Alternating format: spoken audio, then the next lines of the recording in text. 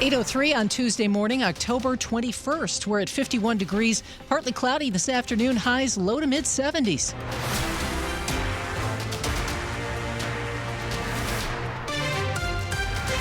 Good morning, I'm Michelle Basch. And I'm John Aaron. It is day 21 of Shutdown 2025, and a vote on a GOP stopgap spending bill to end it has once again failed without picking up any additional Democratic support.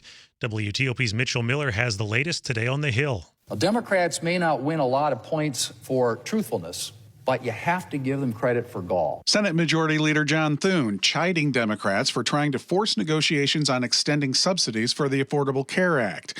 He notes that Democrats got the subsidies passed, but set the deadline that comes at the end of the year.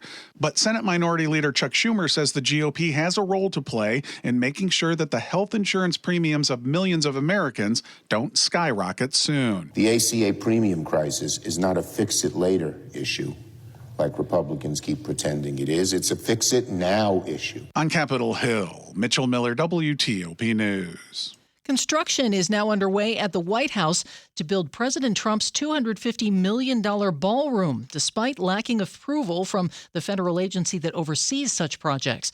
The president has said it's being built with private donations, not taxpayer money. Joining us now live from outside the White House is WTOP's Luke Lukert. Luke? Yeah, Michelle, John, we are seeing movement on day 2 of the demolition here on the East Wing building. We've seen people in hard hats enter the gates, and we hear the sound of jackhammering a little earlier. And I saw that backhoe that people might have seen in pictures that kind of tore into the East Wing, leaving like a giant crater in the building. It traditionally holds the offices of the First Lady, and with it gone, a massive 90,000 square foot glass-walled ballroom is going to be built in its place. The new ballroom that will cost an estimated $250 million will dwarf the original mansion, which is roughly just 55,000 square feet. It's going to take over the functions of the East Room, which holds about 200 people. This ballroom will hold about 1,000, according to the president.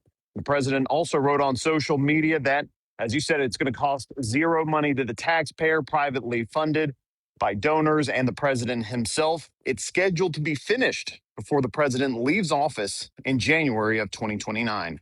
Live at the White House, Luke Luker, WTOP News. Now, images of that construction are causing a stir. WTOP's Jimmy Alexander is talking to a presidential historian about it. President Trump often acts like it's Mar-a-Lago 2. Douglas Brinkley has written about Presidents Ford and Carter and was chosen by Nancy Reagan to edit the diaries of President Reagan. When President Trump first said it, it was not supposed to be interfered with. It'll be near it, but not touching it. The video of it was unsettling. Brinkley points out that in 1948, when the White House was close to collapsing, President Truman and his family moved into Blair House for nearly 4 years. To let things be done properly, because all buildings you renovate, but you don't wrecking ball them. To Brinkley, the 90,000 square foot ballroom is no different than of him wanting to be on Mount Rushmore or getting an Arc of Triumph for Trump in Washington. It's about really extravagant self-aggrandizement. But at the end of the day, he is president. He's done it. The hope is, I guess, we all get used to it. Jimmy Alexander, WTOP News. National Guard personnel may be on D.C. streets for much longer than originally expected. D.C. Attorney General Brian Schwab will try to argue against that when he goes before a federal judge on Friday.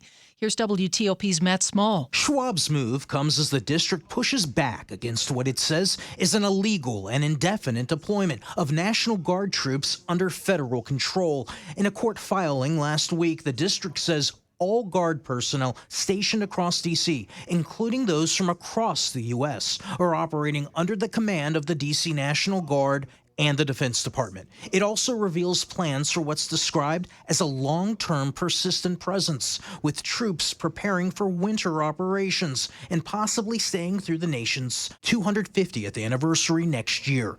The district says the Guard is violating a federal law which restricts military involvement in civilian law enforcement by participating in arrests, patrols, and warrant executions. Adding the situation has also strained D.C. police resources and increased public safety risks, citing troops without standard law enforcement training and the presence of military vehicles. Matt Small, WTOP News. We've got traffic and weather in 30 seconds.